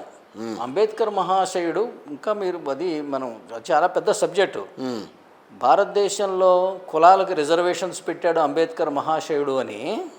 మాకు పెట్టిండు కాబట్టి మా దేవుడు అనేవాళ్ళు కొంతమంది ఉన్నారు. ఏంటండి అంబేద్కర్ ఏం గొప్పోడండి, మనుషులకు మనుషుల మధ్య తేడా పెట్టిండు. ఆకలి అంటే అందరిది ఆకలే కదా, దేశంలో అందరూ సమానమే కదా. ఎప్పుడు 1500 ఏళ్ల క్రితం ఎవరినో తిట్టుకున్నారట, ఇప్పుడు మమ్మల్ని తిడతారట, ఏం చేస్తామండి అంటారు. అన్యాయం అని అనిపిస్తుంది. అంత పెద్ద పెద్ద విగ్రహాలు పెట్టడం కూడా కొంతమంది హర్షించలేదు. అనిపించడమే కాదండి, అసలు వాస్తవం కూడా అది. కానీ అంబేద్కర్ మహాశయుడు మహాజ్ఞాని. ఆయన ఇలాంటి సిస్టమ్ పెట్టల. ఆయన పెట్టింది ఏంటంటే ఎస్సీ ఎస్టీలకి ఆర్టికల్ 330 మరియు 332 కింద చట్టసభల్లో రిజర్వేషన్ పెట్టాడు, ఎస్సీ ఎస్టీ అనే గ్రూప్ పేరుతోటి.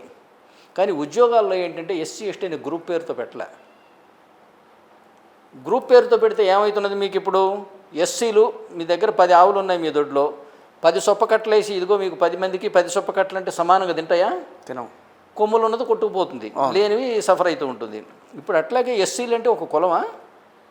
అది కులాల సమూహం యొక్క పేరు. మాలా ఉంటారు, మాదిగా ఉంటారు, ఎరుకల, యానాది, డక్కల అనేక మంది ఉంటారు. ఎళ్ళతసేపటికి మాలా మాదిగా ఇద్దరి మధ్య గొడవనేనా? మిగతా కులాలను అసలు పట్టించుకునే నాదు లేదు, మరీ ఉపకులాలు అయిపోలే. అట్లాగే ఇవాళ ఎస్టీలు అన్నాం. ఎస్టీలు అంటే కోయ, లంబాడీలు ఇద్దరి మధ్యనే మీకా రిజర్వేషన్స్ మా కానీ ఇంకా నాయకులు ఉన్నారు, గోండ్లు ఉన్నారు, చెంచులు ఉన్నారు. వాళ్ళని గురించి పట్టించుకునే నాదుడేరి అనేక ఉపకులాలు ఉన్నాయి. అందువల్ల అంబేద్కర్ పెట్టిన విధానం అసలు ఇది కాదండి.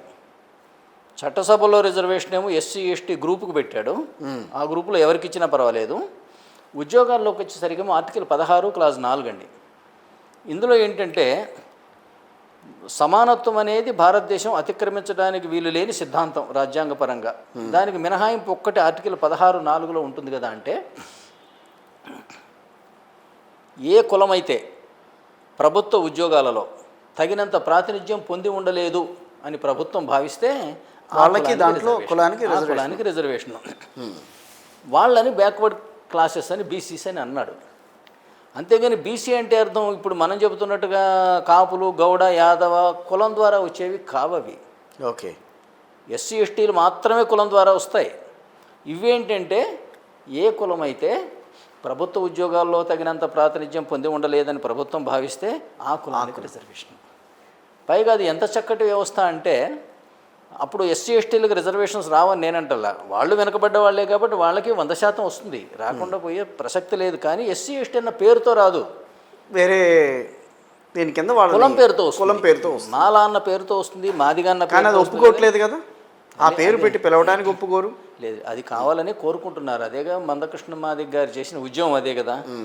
ఎంఆర్పిఎస్ అని మాది సపరేట్ చేయండి, ఎవరికి ఎంతో చేయండి. ఇవాళ తుడుం దెబ్బ అని కోయ వాళ్ళు చేసే ఉద్యమం కూడా అదే. వాళ్ళు ఏంటంటే మా జనాభా ప్రాతిపదికన మాకు ఇవ్వండి, అందరికి కలిపి అని ఇస్తే మాకు రావట్లే. కానీ అందరూ కలిసి ఐకమత్యంగా ఉండాలని కోరుకున్న దేశంలో మళ్ళీ ఈ కులాల ప్రస్తావన, రిజర్వేషన్ల ప్రస్తావన ఇవన్నీ తీసుకొచ్చి అందరినీ విడగొట్టినట్టు కాదు ఇక్కడ. ఇది ఒక మాటలో చెప్పాలంటే ఇది ఆ రోజులో కాంగ్రెస్ పార్టీ మాత్రమే అధికారంలో ఉంది కాబట్టి ఇది కాంగ్రెస్ పార్టీ ప్రారంభించిన పాపమే తప్పితే రాజ్యాంగంలో ఇట్లా లేదు, అంబేద్కర్ ఇట్లా రాయాలని చెప్పాను కదా. అవును, ఏ కులం అయితే వెనకబడితే ఆ కులానికి ఇమ్మన్నాడు. పైగా ఇది ఒక్కొక్క రాష్ట్రంలో ఒక్కొక్క రకంగా ఉంటుంది. ఒక రాష్ట్రంలో యాదవులు వెనకబడకపోవచ్చు, ఒక రాష్ట్రంలో వెనకబడి ఉండొచ్చు, ఇట్లా రకరకాలుగా ఉంది. పైగా ఇది ఎంత చక్కటి వ్యవస్థ పెట్టాడంటే ఆర్టికల్ 340 కింద ఈ లిస్టుని ఏంటంటే పీరియాడికల్గా సమీక్షించాలి. సమీక్షించి ఇందులోంచి కొన్ని కులాలు తొలగించడం, కొత్త కులాలు తీసుకొచ్చి అలాంటిదైతే లేదు ఇప్పటి వరకు. అట్లా కనుక పెడితే భారతదేశంలో ఈ కులాల మధ్య విద్వేషం రగిలేదా? ఉండేది కాదు. ఇవాళ ఎస్సీ ఎస్టీల పట్ల ప్రజల్లో ఈ ద్వేషం వచ్చేదా? రాదు. ఈ ప్రజలను ఈ విధంగా విడదీసి విద్వేషానికి కారణమైనటువంటివి ప్రభుత్వాలే తప్పితే రాజ్యాంగం కానీ అంబేద్కర్ కానీ కాదు. హరిబాబు గారు, ఫైనల్గా ఒక క్వశ్చన్ అడుగుతా. మీరు మాట్లాడే ప్రతి దాంట్లో కూడా అంబేద్కర్ గారిని చాలా అంతెత్తున చూస్తూ ఉంటారు. దానికి ప్రత్యేకమైన కారణం ఏమన్నా ఉందా? మీకు ఆయన అంటే అంత ప్రేమ ఏమిటి? నేను కూడా అంబేద్కర్ గారి లాగానే ఇతరుల సహాయంతో చదువుకొని పైకి వచ్చానండి. అది నేను కొంతకాలం వారాలు చేసుకున్నాను. అట్లాగే ఒక పెట్రోల్ బంక్లో 5 సంవత్సరాల పాటు పంపు బాయ్గా పనిచేశాను. అట్లా ఏంటంటే నేను కష్టపడి చదువుకొని పైకి రావడం ఒకటి, న్యాయ విద్య మీద నాకున్న ఇది ఒకటి. అట్లాగే ఏంటంటే ఈ దేశం మీద ప్రేమ అండి. ఆయన ఎగ్జాంపుల్ నేనున్నా అనుకోండి, ఇప్పుడు నాకేం పని చెప్పండి, శుభ్రంగా మాకు బిజినెసెస్ ఉన్నాయి, నేను ఒకప్పుడు చార్టర్డ్ అకౌంటెంటు, ఇప్పుడు అడ్వకేటు, ఏదైనా చేసి 10 రూపాయలు సంపాదించుకోక ఇదేం పని? 3.5 సంవత్సరాల పాటు ఈ రాజ్యాంగం చదివితే రోజు రాత్రి తెల్లవారుసామున 4 o'clock వరకు చదివాడండి. బా, ఈ జాయింట్లు ఫ్రీజ్ అయిపోయినాయి. ఫన్నీగా నిలబడేవాడిని, నిటారుగా నిలబడటం వచ్చేది కాదు. ఆ పుస్తకం రాయటం అయిపోయిన తర్వాత వాకింగ్ రెగ్యులర్గా మళ్ళీ 6-7 నెలలు చేసిన తర్వాత ఇవాళ నిటారుగా నిలబడగలుగుతున్నా.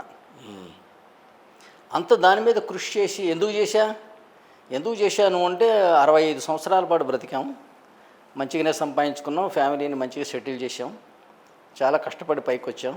ఏదైనా దేశానికి పనికొచ్చే గొప్ప పని చేయాలి. దీనికోసం ఏం చేస్తా నేను అంటేనేమో, నాకు ఈ రాజ్యాంగం చదివి ఈ 140 కోట్ల మందికి ఉపయోగపడే ప్రయోజనం కలిగేటువంటి వ్యవస్థ తీసుకురావాలనేది ఆ పట్టుదలతోటి నేను చేశాను అనమాట. నేను చెప్పిన వ్యవస్థ కనుక మీకు అది అమల్లోకి వస్తే ఈ కుల వివక్ష కానీ, ఈ మత వివక్ష కానీ, ఈ దేశంలో రాజకీయ అల్లకల్లోలం, అస్థిరత, ఓటుకు నోటు, లేకపోతే లంచగొండితనం ఉండే అవకాశమే లేదండి. ఇదంతా కూడా మనం ఒక తప్పుడు మార్గం ఎన్నుకోవటం వల్లనే జరుగుతున్నది. రాజే ఇక మరి అవినీతి పరుడైనప్పుడు ప్రజలు కాకుండా ఎట్టుంటారు? అందువల్ల ఇదంతా కూడా ఈ రాజుల అవినీతి పనుల వల్లనే జరుగుతున్నది. ఇది పోవాలి అంటే ఏంటంటే నిజమైన రాజ్యాంగం అంశాలు ప్రజల్లోకి వెళ్ళాలి. మేధావుల్లోకి వెళ్ళాలి, న్యాయ వ్యవస్థలోకి వెళ్ళాలి. ఇప్పుడు ఎవరైనా కూడా నేను చెప్పిన విషయాల్లో తప్పు ఉందంటే నన్ను ప్రశ్నించవచ్చు. Yes, correct. అందువల్ల ఏంటంటే అంబేద్కర్ గారి ఆశయం కూడా ఇదే ఉండే. కానీ ఆయన జీవితంలో చేసిన ఒకే ఒక తప్పండి. ఎవరైనా అంతే, ఒక తప్పుతోటే ఎవరైనా దెబ్బతినేది. పార్టీని పెట్టాడని. పార్టీ పెట్టడమే. పార్టీ 1952లో మొట్టమొదటి ఎలక్షన్స్లో ఇంత గొప్ప మేధావి, గొప్ప న్యాయ నిపుణుడు, రాజ్యాంగ రచనా కమిటీ అధ్యక్షుడు సొంతంగా ఒక పొలిటికల్ పార్టీ పెట్టి దేశవ్యాప్తంగా పోటీ చేస్తే 2% ఓట్లు వచ్చినాయి. ఆయన స్వయంగా ఓడిపోయాడు. ఇది ఒక పెద్ద డిజాస్టర్. కారణం ఏంటంటే ఆ పార్టీ పేరు వింటే మీరు నవ్వుతారు, scheduled cost federation of India. ఇది చాలామందికి తెలియక అనుకుంటారు కదా అంటే, లేదండి అది రిపబ్లిక్ పార్టీ ఆఫ్ ఇండియా అంటారు. అది 1956 అక్టోబర్లో పెట్టాడు. ఇది దెబ్బతిన్న తర్వాత ఇక్కడ ఇంకోటి కూడా ఆలోచించాలి. 1937లో లేబర్ పార్టీ ఆఫ్ ఇండియా అని పెట్టాడు. ఓకే. కానీ ఎలక్షన్లో మొట్టమొదటి ఎలక్షన్స్లో పార్టిసిపేట్ చేసింది మాత్రం scheduled cost federation of India. ఈయన పెడితే చూడండి, వేరే కులాలు ఎందుకు వేస్తారండి? ఎస్టీలు బీసీలు ఎందుకు వేస్తారు చెప్పండి? ఓసీలు నువ్వు ఎస్సీ ఫెడరేషన్ అని పెట్టుకుంటే పర్వాలేదు. కానీ ఎస్సీలు కూడా ఓటేయలేదండి. ఎస్సీలు ఓటేస్తే 2% ఎట్టు వస్తుంది? 2 బదులు 12, 15, 20 దాకా రావాలిగా. కానీ మీరు ఇంతగా ప్రేమించే ఆయన విధానాలు నచ్చలేదేమో, అలా అనుకోకూడదా? కాదండి, ఇది కూడా మళ్ళీ ఒక రాజకీయ చతురత. నెహ్రూ గారు పాస్ చేసినటువంటి రాజకీయ చతురత వల్ల ఈయన ఎక్కువ దెబ్బతిన్నాడండి. ఈయన పేరు పెట్టుకోవటం ఏమో సెల్ఫ్ గోలు. ఓకే. దానికి వెంటనే మరి అపోజిషన్ ఉన్న కాంగ్రెస్ పార్టీ ఏం చేసిందో తెలుసండి? ఈయన ఎప్పుడైతే షెడ్యూల్డ్ కాస్ట్ ఫెడరేషన్ అని పెట్టాడో 1951లో రాజ్యాంగానికి మొట్టమొదటి సవరణ అనే కన్నా ఒక తూటు పొడిచారు కదా అంటే, అందులో ఏంటి అంటే మొట్టమొదటిదండి ఆర్టికల్ 15కు చేశారు. అందులో మనకి సమానత్వం అనేది భారతదేశంలో అతిక్రమించరాని సిద్ధాంతమే అయినప్పటికీ ఎడ్యుకేషనల్లీ బ్యాక్వర్డ్ క్లాసెస్కి, ఎకనామికల్లీ బ్యాక్వర్డ్ క్లాసెస్కి, షెడ్యూల్డ్ క్లాసెస్కి, షెడ్యూల్డ్ ట్రైబ్స్కి వీళ్ళ అభివృద్ధి కోసం ప్రభుత్వం ఏదైనా చేస్తే ఇది సమానత్వానికి విఘాతం కాదు అనేది మొట్టమొదటి రాజ్యాంగానికి తూటు. ఈ పొడిచింది ఆర్టికల్ 15కు పొడిచారు. కానీ అది ఉద్యోగాలకు సంబంధించింది కాదు. ఉద్యోగాలకు సంబంధించింది ఆర్టికల్ 16. ఆర్టికల్ 15 పెట్టి వీళ్ళ అభివృద్ధి కోసం అంబేద్కర్ గారు ఎంచుకున్నదేమో షెడ్యూల్డ్ కాస్ట్ అని ఒకటే ఫెడరేషన్, షెడ్యూల్డ్ కాస్ట్ ఒకటే. ఈయనేమో educationally backward, economically backward, scheduled cost, scheduled tribes. భారతదేశ జనాభాలో బహుశా 90% ఆ డెఫినేషన్లోకి వెళ్ళిపోతారు. అందువల్ల ప్రజలు కూడా ఏంటంటే అదే నమ్మి అటే వెళ్ళిపోయారు. ఓకే. ఇది రాజకీయ, మరి ఇప్పుడు ప్రత్యర్థి మీద రాజకీయ అస్త్రాలు వేస్తూనే ఉంటారుగా. ఈయన ఆ పేరు పెట్టుకోవడంలో సెల్ఫ్ గోల్ అయింది. అందుకని ఫైనల్గా ఒకటి, గతంలో మీరు మాట్లాడుతున్నప్పుడు మళ్ళీ వైఎస్ఆర్ కాంగ్రెస్ పార్టీనే ఆంధ్రప్రదేశ్లో అధికారంలోకి వచ్చే ఛాన్సెస్ గట్టిగా ఉన్నాయని అన్నారు. ఎక్కడ తప్పింది అంచనా?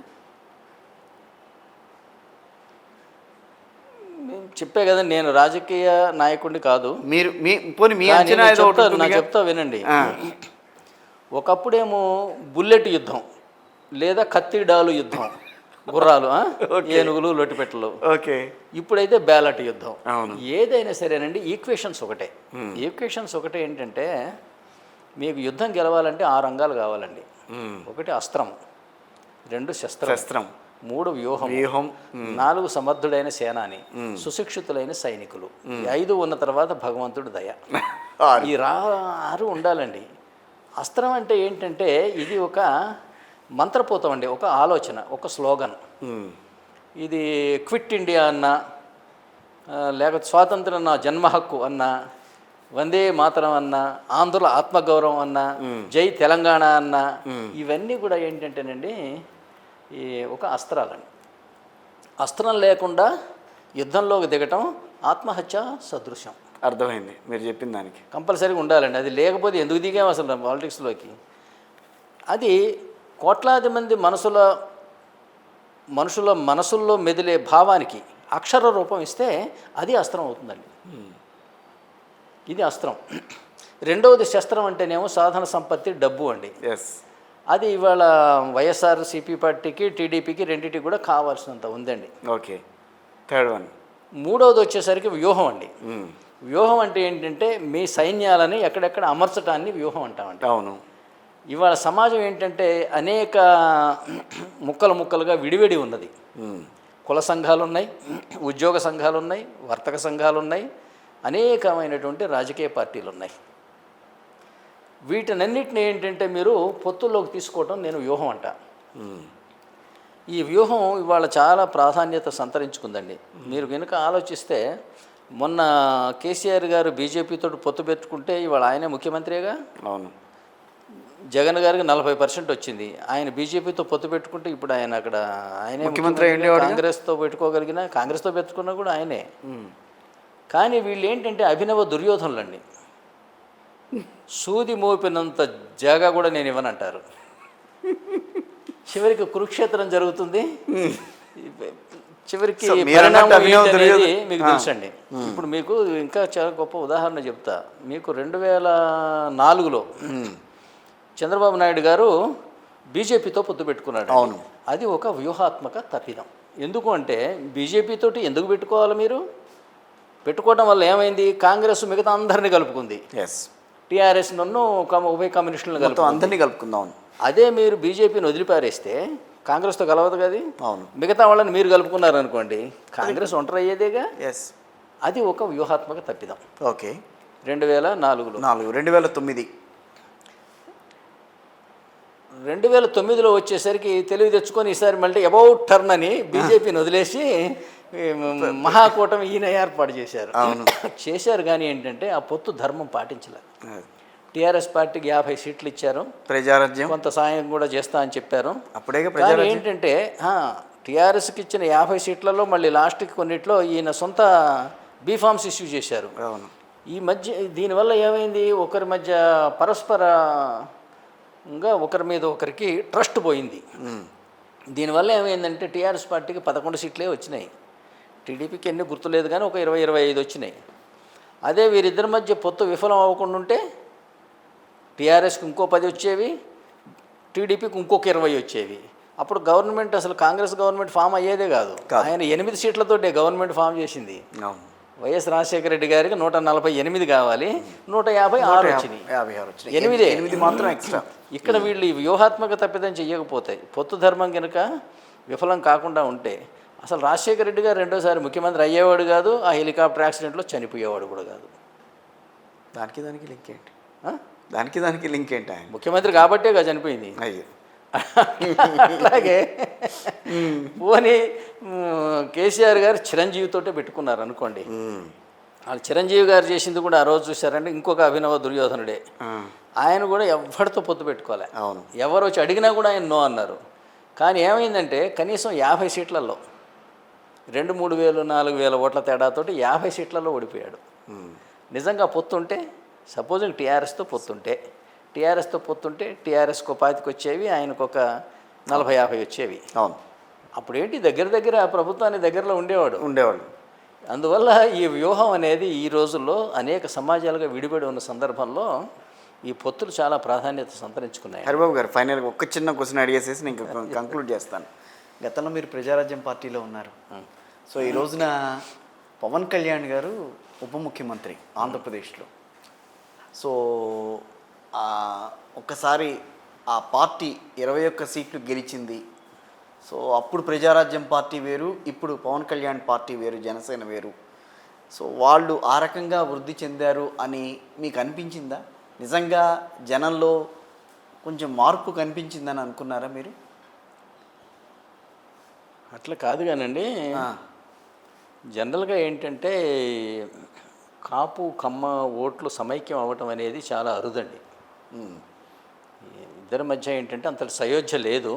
మొదటి నుంచే కొంచెం తక్కువ ఉండే, తర్వాత వంగవీటి మోహన్ రంగా గారి హత్య దగ్గర నుంచి అది ఆ గ్యాప్ చాలా ఎక్కువైంది, బాగా ఎక్కువైంది.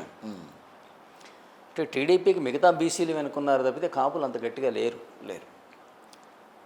కానీ ఈసారి ఏంటంటే అట్లా ఓటు ట్రాన్స్ఫర్ జరగటంలో, వీళ్ళ పొత్తు ధర్మం సరిగ్గా పాటించడంలో విజయవంతం అయ్యారని నేను అనుకుంటున్నాను. పవన్ కళ్యాణ్ పాత్ర ఎక్కువ దాంట్లో? పవన్ కళ్యాణ్ గారి పాత్ర ఎక్కువ. అంటే చిరంజీవి గారు లాగా కాకుండా పవన్ కళ్యాణ్ గారు డిఫరెంట్ వ్యూహంతో వెళ్ళారు అనుకో. ఇది ఒక్కటే అనుకో, మీకు ఒక్కటే సింపుల్. కలిసి ఉంటే కలదు కలదు సుఖం. సుఖం. That's all. సో అలా కూటమి కలిసి వచ్చింది కాబట్టి అయితే అల్టిమేట్గా నేను చెప్పేది ఏంటంటే ఈవెన్ దెన్ అసెంబ్లీలో మెజారిటీ ద్వారా ప్రభుత్వాల ఏర్పాటు జరగటం అనేది ఈ వినాశనానికి దారితీస్తుందండి. ఒకళ్ళనొకళ్ళు కొట్టుకుంటారు, తిట్టుకుంటారు, జైళ్ళలో పెట్టుకుంటారు, మడ్డల దాకా పోతాయి. ఇది అట్టర్ నాన్ సెన్స్ అండి. ఇది ప్రజాస్వామ్యమే కాదు. సో మీరైతే ఒప్పుకోరు. పరిపాలించడానికి మీరు ఒకరిని ఎన్నుకొని ఆయన గదిలో పెడతాడం ఎటువంటి అసలు సరే, ఓకే.